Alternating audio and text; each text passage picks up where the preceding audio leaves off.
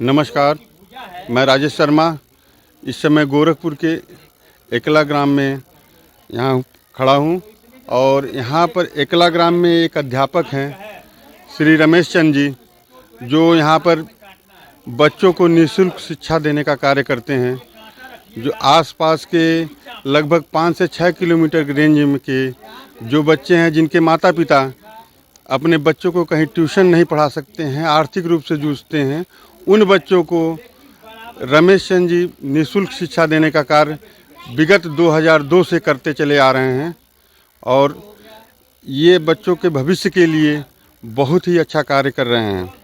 आपको बता दें हम कि 1988 में एक दुर्घटना के कारण रमेश चंद जी का दोनों पैर में लकवा मार गया और लकवा मारने के बाद वो दोनों पैर से चल नहीं पाते हैं, व्हीलचेयर पर चलते हैं और इसके बाद भी इनका हौसला इतना बुलंद है कि ये अपने क्षेत्र के बच्चों की शिक्षा के लिए हमेशा तत्पर रहते हैं।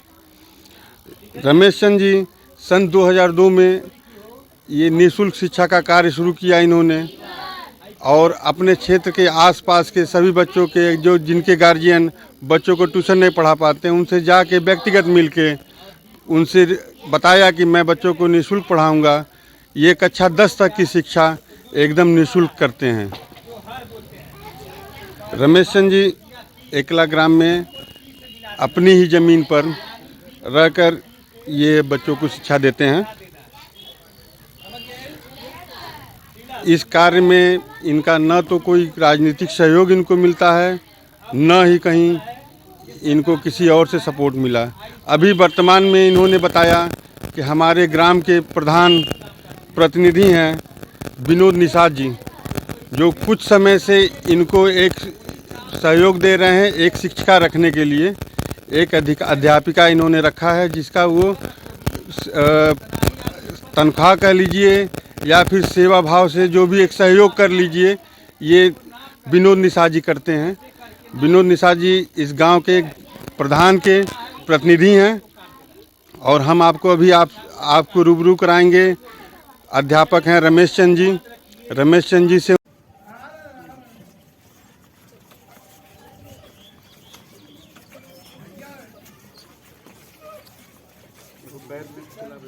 आराम से आओ आप लोग, पढ़ो बैठो, चलो बैठिए आप लोग, चलिए पीछे बैठिए आप लोग, चलिए अपना अपना स्थान ग्रहण करिए आप लोग, चलिए आप लोग बैठिए बाबू, चलो आप लोग बैठिए। देखो बच्चा के आराम से बैठो, आराम से बैठो आप लोग।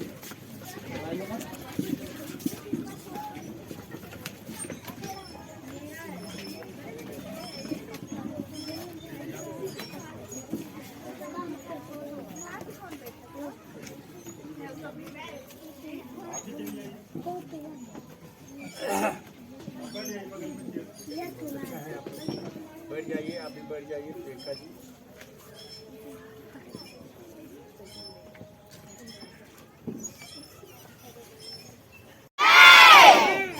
सावित्रीबाई फूले, सावित्रीबाई फूले।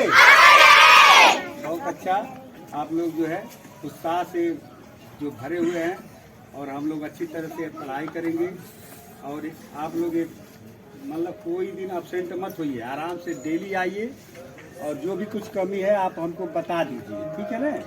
कोई भी कुछ कमी रहती है आप लोग जो है निसंकोच बताते रहिएगा, ठीक है ना। ये नहीं है कि हम बताए नहीं, मान लीजिए किसी के पास कापी नहीं है तभी आप बता दो हमको कि कापी नहीं है, हम कापी व्यवस्था कर देंगे। किताब नहीं है तभी व्यवस्था कर देंगे। सर जी आपको डांट रहे हैं, फीस नहीं है, मान लीजिए पापा आपके परेशान हैं तभी बताइए आप, ठीक है ना। उसका जो है समस्या का समाधान किया जाएगा, आप लोग घबराइए मत, ठीक है। क्वार्टर पास्ट बोलेंगे, क्या बोलेंगे? इधर क्वार्टर 2 बोलेंगे, क्वार्टर 2 कितना 3 क्वार्टर 2 3 हो गया, ठीक है ना। इस बात को याद रखना आपको, इस घड़ी में यहाँ तक जो है ये क्वार्टर पास्ट, इधर जब बीतेगा तो पास्ट बोलेंगे, ये खड़ा जब यहाँ जाएगा तो हाफ बोलेंगे, ठीक है ना। अब तुमको कुछ और चीज समझा रहे हैं कि जैसे 3:10 हो गया, 3 बज के कितना हो गया 10 मिनट करते हैं रमेश चंद जी, इनके साथ बैठे हुए हैं और यहाँ पर आप बच्चों को निःशुल्क शिक्षा देने का कार्य भी करते हैं। आज हम रमेश चंद जी से ही जानेंगे कि आपकी प्रेरणा कहाँ से मिली और कैसे आप इस कार्य को आगे बढ़ाते हैं। बच्चों के भविष्य के लिए आप ये बहुत बड़ा कार्य कर रहे हैं। बच्चों को शिक्षा देना सबसे बड़ा कार्य होता है, जिसका कार्य रमेश चंद जी कर रहे हैं। रमेश चंद जी, आप बच्चों को पढ़ाने का कार्य कब से कर रहे हैं? सबसे पहले तो मैं जो है पूर्वा न्यूज़ चैनल की तरफ से आप सभी जितने भी व्यूअर्स हैं उसको जो है नमस्कार करते हैं, धन्यवाद देते हैं कि आपने मेरी बात को पहुंचाने का काम कर रहे हैं। इसके लिए आपको बहुत बहुत धन्यवाद। जहाँ तक मैं पढ़ाने का मामला है तो मैं बच्चों को 2002-03 से ही पढ़ा रहा हूँ। 2002-03 से आप बच्चों को पढ़ाते हैं। मतलब ये आपके पैर में दिक्कत है और ये कैसे ये आपका पैर में क्या हो गया था, इसके बारे में भी पहले बताएं। दरअसल मैं जब इंटर में पढ़ रहा था 1988 15 दिसंबर को एक एक्सीडेंट में मेरा दोनों पैर जो है वो शून्य हो गया और काफ़ी दवा हुआ लेकिन काफ़ी ठीक नहीं हुआ। उसके बाद जो है मैंने अपनी पढ़ाई को स्वाध्याय से जो है MA किया और जर्नलिज्म में जो है PG GMC भी किया पत्रकारिता में। और उसके बाद से ही मैं बच्चों को जो है, उसके पहले से मैं बच्चों को पढ़ा रहा हूँ, लेकिन ये बाद में मैंने इसकी प्रेरणा आपको कहाँ से मिली बच्चों को हम अपने क्षेत्र के निःशुल्क शिक्षा दें? इसकी प्रेरणा आपको कहाँ से मिली? जी सर, जैसे कि ये प्रेरणा हमको जो अपने पूर्वज हैं, जैसे बाबा साहब डॉक्टर भीमराव अंबेडकर हैं, सावित्रीबाई फूले हैं, उन लोगों से ये प्रेरणा मिली। और एक वैज्ञानिक थे जो उनका दोनों पैर हाथ काम नहीं करता था, लेकिन जो है जो स्टीफन से जो थे, क्या थे, स्टीफन हॉकिंस थे।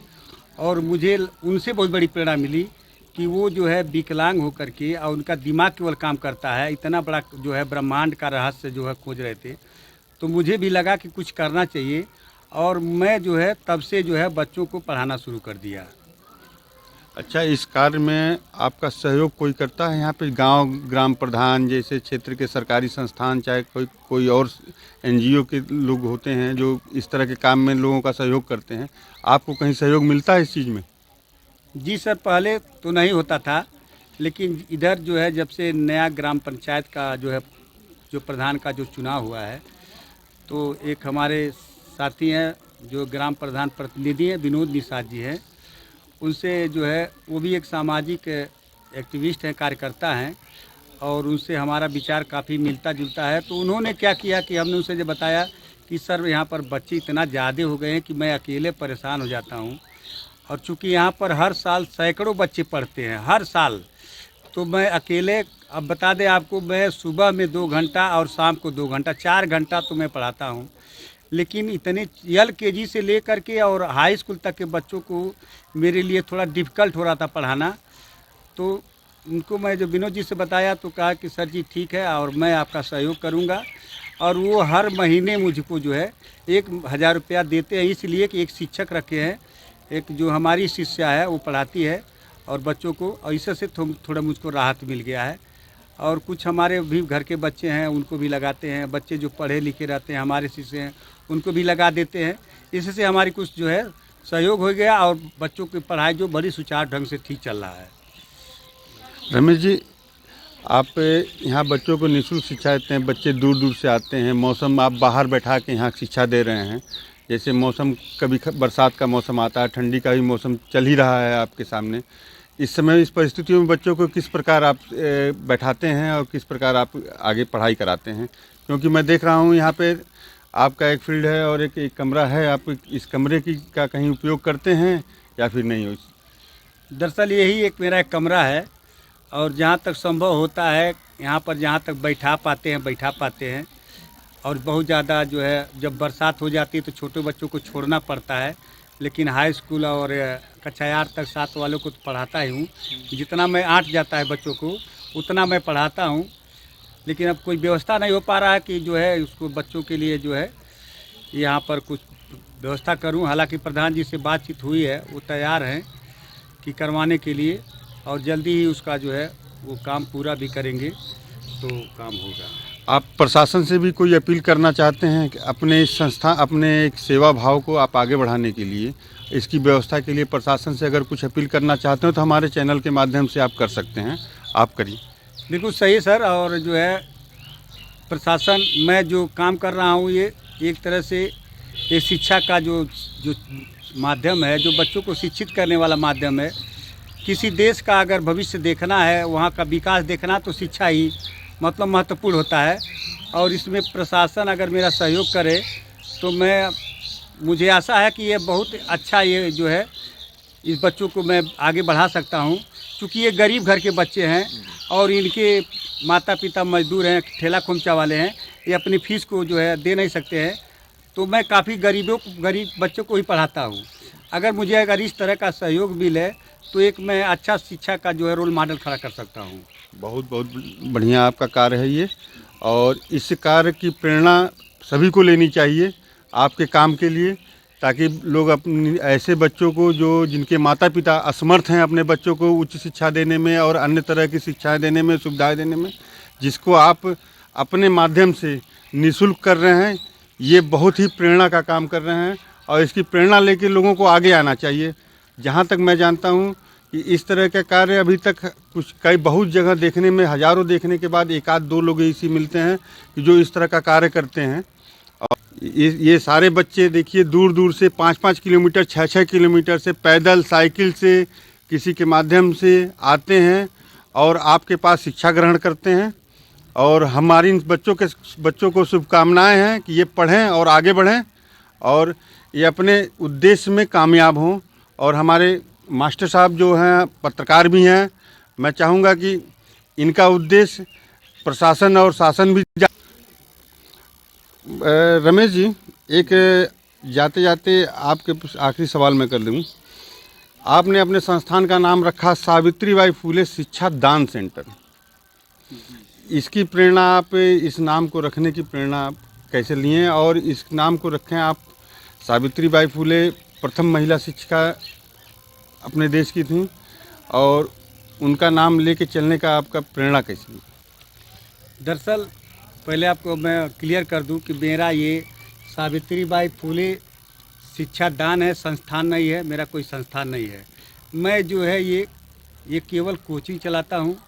संस्थान का मतलब हो जाता है ग्रुप के माध्यम से चलाया जाए, और मैं ये अपने स्वयं के माध्यम से काम करता हूँ। और यह प्रेरणा जहाँ तक कि मुझे पहले मैं इस कोचिंग को मैं पहले विकास निःशुल्क कोचिंग के नाम से चलाता था। तो मुझे जब जानकारी हुई सावित्रीबाई फुले के बारे में जानकारी हुई, और उस समय उन्होंने तमाम समस्याओं को झेलते हुए और उन्होंने लड़कियों के लिए काफ़ी काम किया। जिस समय में पढ़ने का अधिकार नहीं था महिलाओं को, लड़कियों को, उस समय उन्होंने जो है 18 विद्यालय खोल दिया। तो मुझे उनसे बहुत बड़ी प्रेरणा मिली कि क्यों ना इसको जो है ये सबसे बड़ी शिक्षिका तो हमारी माता यही हैं, तो इनके नाम से हम जो है चलावें। और इससे ये होगा कि सावित्रीबाई, लोग जो पूछेंगे सावित्रीबाई कौन है, तो हम बताएंगे कि सावित्रीबाई प्रथम जो है भारत की जो है नारी शिक्षिका हैं, जो महिलाओं के लिए अच्छा काम किया है, पढ़ाया है। और इसीलिए मैं उनके नाम को जो है एक रोल मॉडल के रूप में उनको जो है अपना आइडियल मानता हूँ, और उनके नाम पर जो है ये नाम रखा हूँ, शिक्षा सावित्रीबाई फुले शिक्षा दान सेंटर। रमेश चंद जी, हमारे चैनल के माध्यम से अपने बच्चों को और क्षेत्र के लोगों को और हमारे दर्शकों को आप कोई संदेश देना चाहते हो तो? हम इस पूर्वा न्यूज़ चैनल के माध्यम से बताना चाहते हैं कि मैं अपील करूंगा अपने क्षेत्र के जो भी अभिभावक हमारी बात को सुन रहे हैं, अपने बच्चे को भेजें। और यहाँ पर मैं आप लोगों को जो है एक विश्वास दिला रहा हूँ कि आपके बच्चों को जो अच्छा बेहतर से बेहतर मैं शिक्षा देने का प्रयास करूँगा।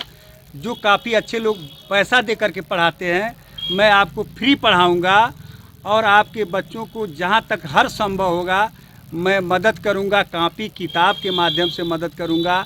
आपका फ़ीस अगर नहीं दे पाते हैं तो मैं फ़ीस भी देने के लिए तैयार हूँ, लेकिन आप अपने बच्चों को पढ़ाइए। यह सबसे बड़ा मेरा अपील है कि जब आपके बच्चे पढ़ेंगे और वही तभी आपके अपने बच्चे जो है अपने अधिकारों के बारे में जान पाएंगे, अपने भविष्य को सुधार सकते हैं। तो इस माध्यम से, इस चैनल के माध्यम से मैं पुनः गुजारिश करता हूँ अपने जो है क्षेत्र के लोगों से कि आप अपने बच्चों को इस सेंटर पर भेजिए और अपने बच्चों का मूल्यांकन भी करिए कि मैं क्या पढ़ा रहा हूँ। अगर आपके बच्चे को लगता है कि हाँ सर जी कुछ पढ़ाए हैं, तब आप भेजिए। आप 1 महीना, 15 दिन, 20 दिन आप भेज करके देखिए। अगर कहीं से भी कुछ कमी मिले तो आप मुझे बताइए, मैं उसको सुधारने का भी प्रयास करूँगा। और इन्हीं शब्दों के साथ आप सभी को धन्यवाद करते हैं। बहुत बहुत धन्यवाद रमेश जी। मेरा नाम गुंजा चौहान है। कहाँ से आई हैं? एक क्लास से। सर जी आपके फीस भी लेते हैं? नहीं।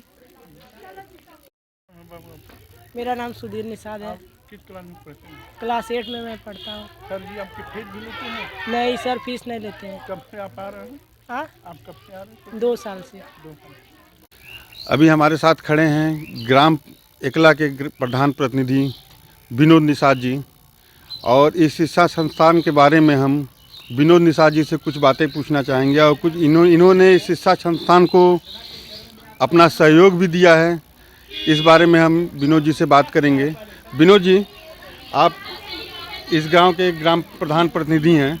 आप इस शिक्षा संस्थान के लिए आपने अपने द्वारा क्या क्या किया है? जी सर, सबसे पहले मैं अपूर्वा चैनल को धन्यवाद देना चाहता हूं, और जो भी देखेंगे भाई बहन सबसे नमस्कार चाहता हूं। मैं शिक्षा के माध्यम में कोई भी बच्चा कहीं भी दिक्कत होता है पढ़ने में, तो मैं चाहता हूं कि उसका शिक्षा ना छूट पाए, और उसको भी बाहर के लोगों की भी मदद करते हैं। और सावित्रीबाई फुले सेंटर दान को भी हमने लंबे समय से, इससे पहले जब हम प्रधान नहीं थे, अब तो प्रधान प्रतिनिधि भी हैं, हमारे माता जी प्रधान हैं, उससे पहले भी हम यहाँ डेस्क बेंच खरीद के दिए थे, और अब भी कुछ कुर्सियाँ खरीदे हैं। और जैसे जो रमेश पत्रकार हमारे भैया हैं जो विकलांग हैं, वो मतलब काफ़ी बच्चे आते हैं, सबको नहीं पढ़ा पाते, इसलिए यहाँ दिक्कत होती थी। तो हम बातचीत करके एक जो हैं एक प्रियंका कनौजिया हैं, उनको बातचीत किया गया, तो वो कहीं की कोई दिक्कत नहीं है, हम भी कुछ अपना सहयोग देना चाहते हैं, तो उनको जो भी हो सकता है हम लोग देते हैं। और वो तब से वो मतलब यहाँ पढ़ाना चालू कर दी। तो अब इस समय थोड़ा जो रमेश पत्रकार हैं जो विकलांग है, उनको ज़्यादा भार नहीं है। अब इस समय अच्छा है कि कम से कम 200 बच्चे हैं, तो कुछ बच्चों को मैनेज कर लेते हैं, कुछ बच्चों को ये पढ़ाती हैं। तो अभी भी हमारा और उम्मीद है कि यहाँ पे जो भी ज़रूरत है वो हम सब करते रहेंगे। और रमेश जी ये यहाँ पे पढ़ा रहे हैं, रमेश जी यहाँ शिक्षा देते हैं बच्चों को निःशुल्क। इससे गांव के लोगों में क्या एक संदेश गया है, और गांव के लोग क्या किस तरह से इसको देखते हैं, और गांव के लोगों का भी क्या रुझान है इनकी शिक्षा के क्षेत्र में, इसके बारे में ज़रा बताएं। गांव के सभी बच्चों को भैया ने पढ़ाना चालू किया, बहुत अच्छा इन सबको लगा। गांव वाले इसलिए भेज रहे हैं क्योंकि महंगाई बढ़ती जा रही है, और जो भी बच्चा ट्यूशन कर रहा है उसका मान लीजिए 200 से 250 रुपया, 300 रुपया फीस लग रहा है। तो यहाँ पे बहुत अच्छा है कि लोग अपने बच्चों के भेज रहे हैं और किसी से 1 रुपया नहीं लिया जाता है। तो ये गांव वालों को बहुत अच्छा है कि कम से कम 2-250 रुपये उनके लिए बच रहा है। ये बहुत अच्छा संदेश गांव में भी पहुंचा है और दूसरे गांव में पहुंचा है। हम लोग भी सावित्रीबाई फुले की जयंती मनाया गया था, जिसमें हम लोगों की हम लोग सोचे थे कि 200-250 लोग आएंगे, मगर तो यहाँ 1000 लोग, 1000 से ज़्यादा लोगों ने आया। 4-5 गांव के लोगों ने मदद किया और आए। तो इससे हम लोगों को लगा कि और लोग हम लोग के बहुत अच्छा समझ रहे हैं और लोगों को सहायता भी किया जा रहा है। और ये है कि और हम लोग बच्चे बढ़ाएंगे। ये 200-250 बच्चे हैं और हम लोग चाहते हैं कम से कम 500 बच्चे यहाँ पढ़े। विनोद जी ये बताइए कि आने वाले समय में आप लोग इस संस्थान को आगे बढ़ाने के लिए आप लोग क्या कोई विचार बनाए होंगे, कोई योजना बनाए होंगे? अगर आप तो उस योजना के बारे में बताएं कि आगे इस संस्था के बारे में आप लोगों ने कुछ किया करना है कि नहीं, क्योंकि आप गांव के प्रधान भी हैं, प्रधान प्रतिनिधि हैं, और सरकार द्वारा अन्य संस्थाओं द्वारा सहयोग के लिए कहीं आप लोगों ने कहीं किया है कि नहीं किया है इसको? नहीं, अभी तो हम लोगों को कहीं कोई सरकारी मदद नहीं है। अभी अभी ऐसा जो वो होता है एक संगठन बन लिया जाए, वो बनाया जाता है। अभी वो कुछ बना होना नहीं है। एनजीओ जो लोग बना के चलाते हैं, तो वो ऐसा अभी नहीं है एनजीओ मामला।